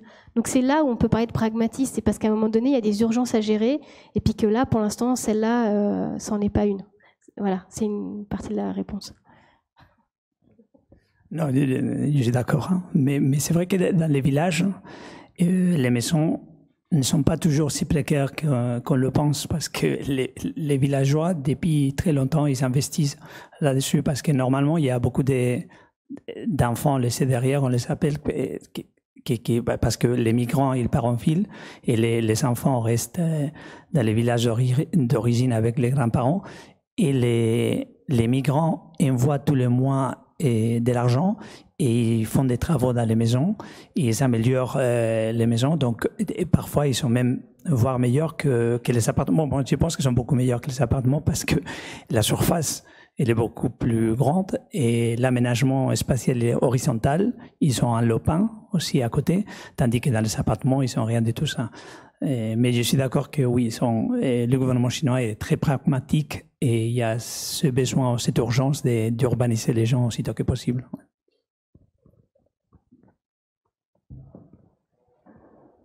En tout cas, le pragmatisme n'est pas un trait de la culture chinoise. Ça, c'est un trait construit que l'on a voulu aussi mettre en avant pour faire accepter un certain nombre de choses et aux Chinois et aux Occidentaux. Et on a exacerbé cette idée que les Chinois sont très pragmatiques pour trouver une explication à un certain nombre de choses. On ne peut pas se débarrasser d'un trait de plume de 70 ans de période maoïste qui ont succédé à des décennies de guerre civile, d'invasion et des choses comme ça. Donc on s'est retrouvé dans les années 50 à devoir construire le plus rapidement possible pour loger le plus grand nombre de gens possible dans des conditions pas toujours à Pékin, hein, notamment, ou dans les grandes villes extrêmement complexes. Donc là, on est effectivement, je pense que les gens aussi, comme tout le monde, souhaitent un logement de qualité, vivre dans des bonnes conditions. Après, la problématique de la campagne et de l'architecture vernaculaire, dans des campagnes où l'architecture a une certaine qualité liée à l'environnement, liée à des relations thermiques, des choses comme ça. Là, on est dans une problématique un peu différente. jusqu'au moment où c'est suffisamment économique pour continuer à construire comme ça. Je pense que les gens souhaitent construire comme ça. Quand ça devient plus intéressant économiquement, parce qu'on n'a pas non plus des revenus terriblement importants. Et puis, il y a l'attrait tout simplement de l'accès au Wi-Fi, de l'accès à l'école, de l'accès à la route, de l'accès à des ressources de base que l'on a dans des villes et qu'on n'a pas à la campagne parce qu'on est vraiment loin de tout, même si on est en autosuffisance. Enfin, c'est quand même un choix de vie, quoi. Oui, merci. Moi, j'aurais une question plutôt sur l'organisation administrative, en fait. Donc, j'ai bien compris les constructions in situ et ex nihilo. Est-ce qu'il y a des contrôles qui sont exercés, en fait, puisqu'il y a beaucoup de réglementations, mais derrière, comment elles sont appliquées? Est-ce qu'on l'a un peu monitoré? Et est-ce que le contrôle s'effectue au niveau central ou plutôt au niveau provincial ou au niveau local? Voilà, c'est plus là-dessus. Merci. Alors oui, évidemment, il y a du contrôle, mais je ne sais pas si cette image est passée. Il y a vraiment une des images qui m'a vraiment marquée dans un de mes terrains. J'étais dans le bureau d'urbanisme d'Outangyan, la ville dans le Sichuan, et puis il y avait un énorme poster, c'était une orthophoto, prise d'avion, et puis sur cette orthophoto étaient collés des morceaux de terrain, des morceaux de projets collés sur cette orthophoto. Et donc j'ai demandé à ce directeur du bureau d'urbanisme, mais c'est quoi? Il dit, c'est seul moyen pour moi de mettre à jour ce qui se passe sur mon territoire, c'est que quand je vois que tout à coup il y a un nouveau quartier qui s'est construit, je le pose comme ça, je le mets directement. Et puis d'accord. Mais en fait, c'est pas du tout dans la ville nouvelle qui était planifiée. Non, d'accord. Donc lui, en fait, il se réveille le matin, il se promène dans son territoire et il voit que tout à coup il y a 40 bâtiments qui viennent de se construire. Et puis je pense pas que ce monsieur-là il faisait mal son travail. C'est juste qu'à un moment donné, des choses elles peuvent pas se contrôler. Donc oui, il y a des contrôles, mais il y a une telle énergie de capacité de in situ qui est aussi difficile à contrôler. Et en plus, quand on sait que les conditions de vie dans lesquelles parfois les gens habitent, quelque part, il est quand même ce serait pas humain de demander à des gens de détruire ce qu'ils viennent de construire, même si c'est pas dans la réglementation. Donc il y a toute cette espèce de balance, d'ambiguïté, qui fait que on essaie de contrôler ce qui se passe sur le territoire, mais en fait on va quand même laisser un peu faire. Puis après, il y a aussi encore un autre cliché de la Chine. Je ne sais pas si j'ose utiliser le terme, le méchant terme de la corruption, je l'ai pas dit, qui fait qu'en fait il y a des tas de choses qui se font, qui sont pas dans la réglementation, mais qui sont plus ou moins accepter parce que de toute façon, dans la chaîne de commande, il y a quelque chose qui vient d'arriver, on n'a pas vraiment le choix. Là, par exemple, dans le Sichuan, il y avait un énorme centre de vacances pour les militaires qui n'était pas du tout placé dans la ville nouvelle, qui était en plein centre de ce qui était considéré comme l'éco-quartier de cet endroit-là. Et le directeur du service d'urbanisme m'a dit « Je n'avais aucun moyen d'arrêter la construction de cette énorme gated community pour les militaires. » Donc, là, à un moment donné, on ne peut pas non plus contrôler tout. Donc, et là, c'était évidemment le gouvernement central qui s'était dit qu'ici, c'était quand même un endroit incroyable pour faire des vacances. Donc oui, il y a des contrôles, mais il y a certaines choses qui ne sont pas contrôlables. Ce serait un peu comme ça que... Et il y a eu une évolution aussi, mais en Chine, on dit souvent qu'il n'y a pas de bidonvilles dans la périphérie des villes. Mais ce qu'il y a, c'est les paysans qui ont vu que le gouvernement les expropriait et leur donnait très peu d'indemnisation. Ils ont construit eux-mêmes des maisons qui louent aux travailleurs migrants. Et ça, il y en a partout. C'est pas du tout contrôlé. Et dans le cas de Shenzhen, je ne sais pas si vous avez vu la photo, les logements informels représentent même 50% du territoire. C'est-à-dire que c'est des maisons construites par des paysans, sans aucune planification, sans aucun contrôle. On a vu que les immeubles sont les uns à côté des autres. On les appelle des immeubles qui se donnent la main parce que un voisin peut sortir la main et serrer la main d'un autre voisin, non? Et donc, c'est pas du tout contrôlé. Et le gouvernement, ils essayent de démolir. Bon, non, ils essayent de démolir, non. Ils veulent bien démolir, mais c'est très compliqué et c'est très cher. Donc, et c'est assez complexe et c'est toujours loin d'être un problème résolu. Je vais apporter un complément par rapport à votre question sur l'architecture vernaculaire et sur la prise de conscience. D'une part, il y a le fait que par l'éducation, on a mis en valeur que le confort, ce qu'on évoquait pendant toute cette présentation, le confort passait par un type de logement qui est un logement modélisé d'une certaine manière. On va toujours voir la même chose. Donc, arriver à sortir de cette perception, c'est aussi une question d'éducation. Et c'est une question de sensibilisation. Donc là, il y a un rôle fondamental qui est à jouer, je dirais, par d'autres ministères que celui de la construction. Ça, c'est un premier élément. Le deuxième élément, c'est aussi la valorisation de ce milieu rural. On l'a aussi beaucoup évoqué, c'est qu'on les a toujours présentés comme étant je vais reprendre une expression française, mais des pecnos. Donc, comment donner de la valeur à un milieu rural quand jusque-là, on a valorisé le statut urbain, puisque le statut urbain donne accès non seulement à un confort matériel, mais aussi l'accès aux services. En revanche, on a effectivement le mouvement inverse qui se met en place. Je l'évoquais avec ce remaniement ministériel qui a eu lieu à la fin de l'année dernière. Et là, j'ai été très frappée en assistant à une conférence organisée par l'UNESCO avec la Banque mondiale dans cette même province du Sichuan, dont on voit qu'elle est très pilote sur beaucoup de domaines, d'évoquer que la culture, un des objectifs du développement durable qui a été évoqué lors des sommets internationaux comme celui de UN Habitat à Quito, mettait en avant justement cette dimension qui était la culture comme levier de développement des territoires. Premier point. Et le deuxième point, que cette qualité que l'on peut avoir en milieu rural, eh bien, il était fondamental de pouvoir la conserver et de repenser l'articulation rurale et urbaine comme un territoire. Donc, ces questions qu'évoquaient Marlène et Miguel, ces externalités négatives, apparaissent déjà comme étant une prise de conscience dans ce type de relais internationaux. Ce qui est encore plus intéressant et qui m'a frappé là aussi, c'est la capacité de diffusion sur un territoire dont on a vu que les mutations peuvent être très rapides, que la population est soumise elle-même, suivant les lieux où elle habite, à des évolutions très différentes. Or, on a un outil qui est assez impressionnant, qui est les messageries WeChat.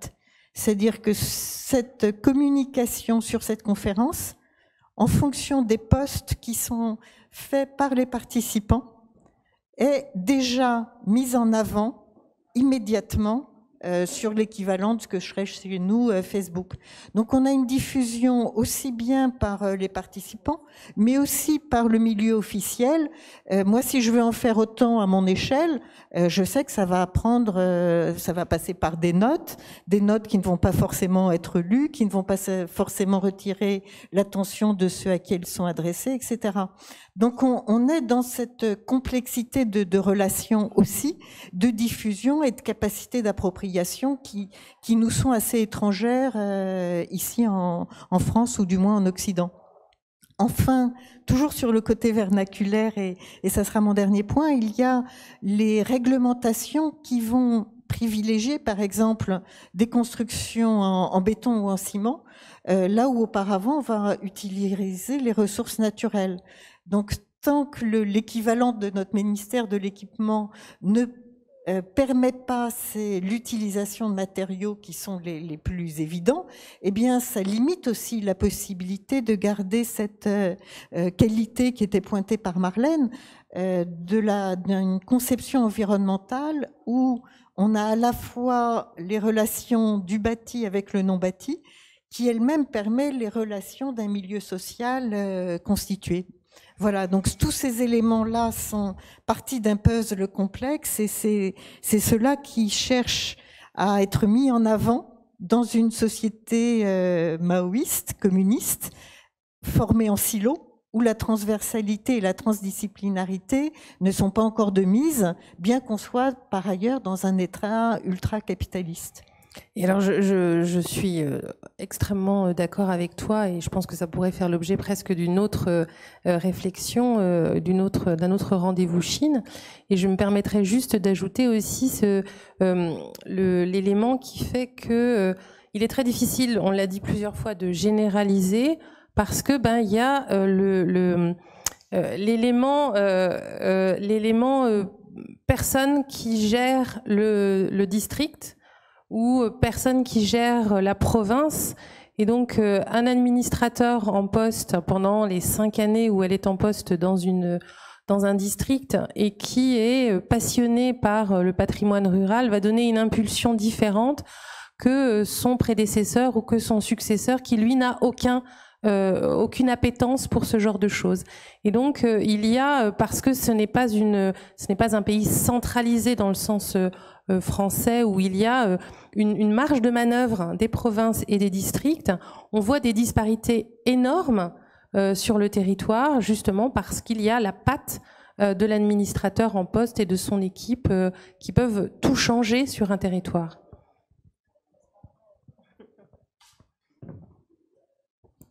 Je regarde l'heure, on a peut-être le temps encore pour une remarque, une question.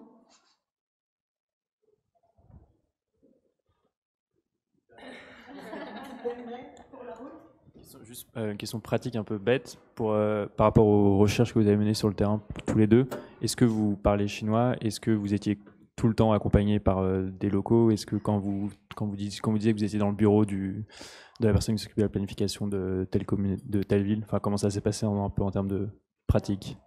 Alors, donc moi en 2 mots, je comprends et je parle relativement bien le chinois. En revanche, je ne comprends pas le Sichuanais, le Chengdunais et le Renanais.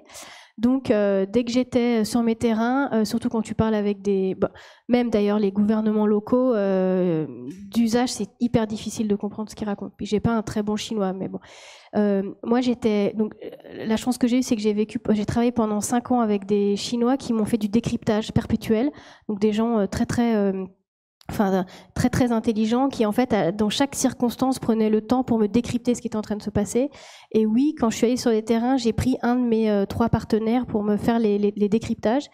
Et je dis pas que j'avais n'importe qui, j'avais vraiment ces gens-là qui étaient suffisamment proches de ma recherche pour en fait pas me traduire ce qui était en train de se dire, mais me décrypter ce qui était en train de se dire. Donc il y a eu pas mal d'interviews où c'était là il vient de dire n'importe quoi, autant il faisait comme s'il traduisait, autant complètement arrêter cet entretien parce qu'il sert à rien. Et puis il me permettait en fait de pas perdre du temps à avoir quelqu'un qui me raconte la Chine est grande et tout est génial. Donc il me décryptait tout ça.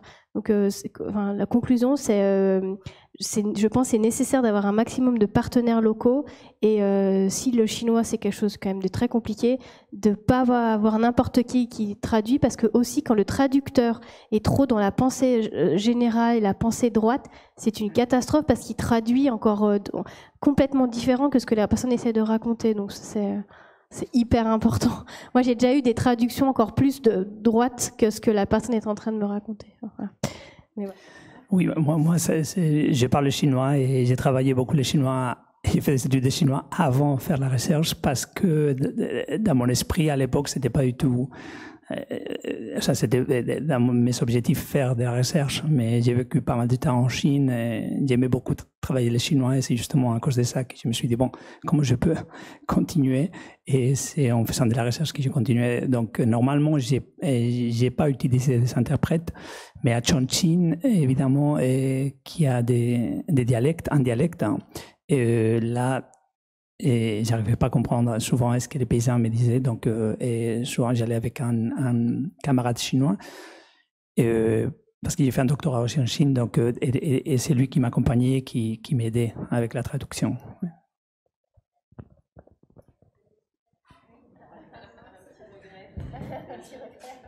Très, très ponctuel. Pourquoi un village suisse?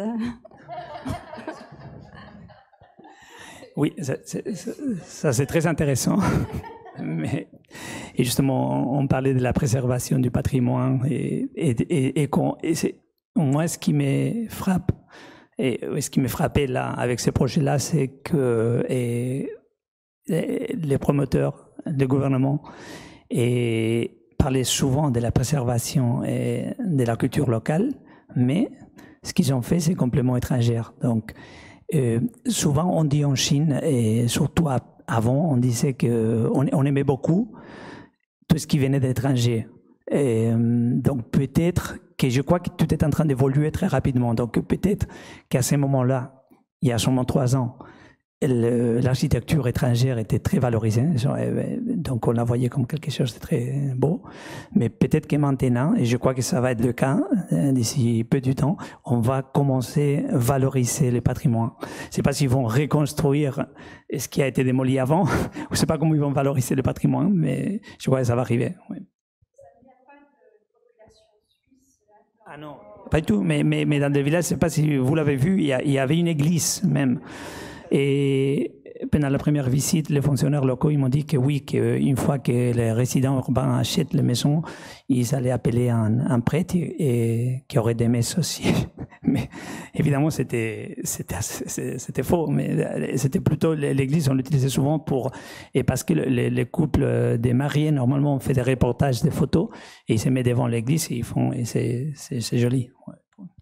Et ce n'est pas le seul endroit où il y a ce genre de construction. Hein. On a un étudiant à l'école des études qui s'appelle Martin Minost, qui fait sa thèse sur une énorme ville où il y a des quartiers anglais de la période de la reine Anne, d'autres du roi George V, une partie française, Paris. Enfin voilà, donc il y a eu toute une tendance comme ça, mais je pense que tu as absolument raison. Là, depuis quelques années, notamment avec la patte de Xi Jinping, on est plutôt au contraire à revenir aux fondamentaux qui sont parfois d'un orientalisme en miroir. Hein, ce qu'on a renvoyé, on le récupère de la culture chinoise et ça passe par l'architecture. On va voir ce que ça donne. Merci à vous. Je vous propose de les applaudir parce qu'ils étaient vraiment bien.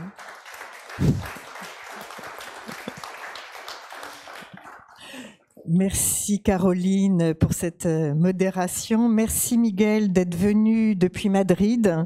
Merci Marlène d'être venue depuis la Suisse. C'était pas à cause du village suisse. Et prochain rendez-vous Chine donc au mois d'octobre où on continuera sans doute sur les terrains ruraux en abordant les questions liées au parc naturel et ça va nous amener justement sur la dimension qui peut être liée au tourisme et à la revitalisation des cultures locales. Donc merci encore à vous. Merci à vous donc cher public et merci à vous très chers intervenants.